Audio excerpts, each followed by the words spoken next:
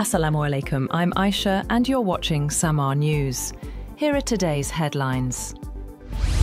US President Donald Trump is preparing for a more aggressive immigration crackdown in 2026, with billions in new funding, including by raiding more workplaces, even as backlash builds ahead of next year's midterm elections. Trump has already surged immigration agents into major US cities, where they swept through neighborhoods and clashed with residents. While federal agents this year conducted some high-profile raids on businesses, they largely avoided raiding farms, factories, and other businesses that are economically important but known to employ immigrants without legal status.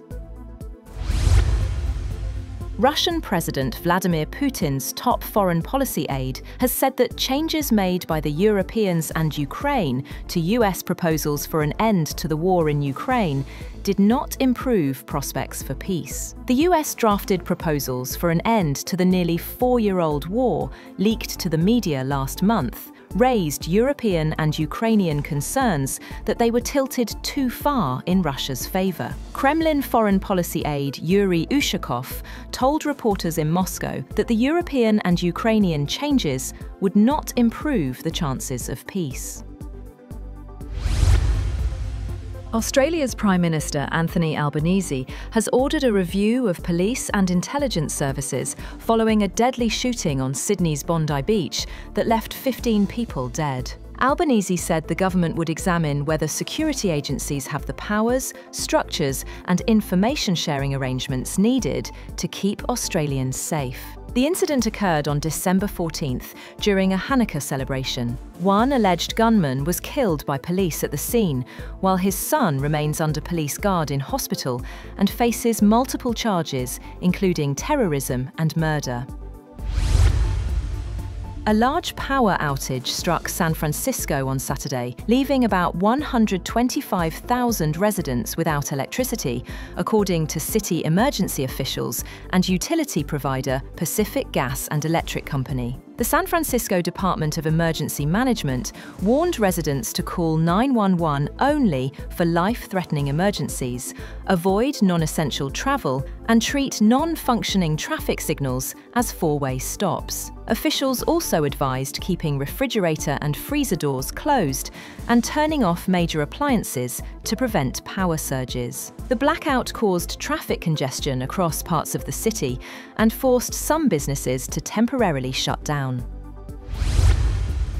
At least 11 people have been killed and several others wounded after armed men opened fire at a licensed tavern in the Beckersdal township near Johannesburg. The attack occurred just before 1 a.m. local time, when about 12 suspects arrived in vehicles and shot at patrons before fleeing the scene. Police have launched a manhunt for those responsible. The United States has intercepted an oil tanker in international waters off the coast of Venezuela, Homeland Security Secretary Kristi Noem confirmed, days after President Donald Trump announced a blockade on all sanctioned oil tankers entering or leaving the country. It marks the second such interception in recent weeks, as the US ramps up military presence in the region. Noem said the tanker had last docked in Venezuela, stressing that Washington would continue targeting illicit oil shipments used to fund narco-terrorism. Michaela Benthaus, a 33-year-old German aerospace and mechatronics engineer at the European Space Agency, has become the first wheelchair user to travel beyond the Kármán line, the widely recognized boundary of outer space. Benthaus flew aboard Blue Origin's New Shepard capsule, launching from near Van Horn, Texas. The mission, NS-37, marked Blue Origin's 16th suborbital space tourism flight, highlighting the company's goal of expanding access to space beyond traditional astronaut profiles. Mitchell Starc claimed 3 wickets as Australia wrap up an 82-run victory on day 5 of the 3rd Ashes Test at Adelaide Oval, securing an unassailable 3-0 lead in the series. Chasing a world record 435, England fought into the second session, but were bowled out for 352, with Scott Boland taking the final wicket. The loss marks England's 4th straight Ashes defeat in Australia after just 3 tests, extending their poor run to 16 losses in their last 18 matches down under. India have elected to field first against Pakistan in the final of the Under-19 Asia Cup at the ICCA Dubai. The green shirts are off to a decent start with the bat against the arch rivals. Usman Khan and Sameer Minhas look to stitch a big partnership after Hamza Zahoor's dismissal. India will be high in confidence after beating Pakistan by a comprehensive 90-run margin in the group stage. That's all for now. For more updates, visit www.samaa.tv.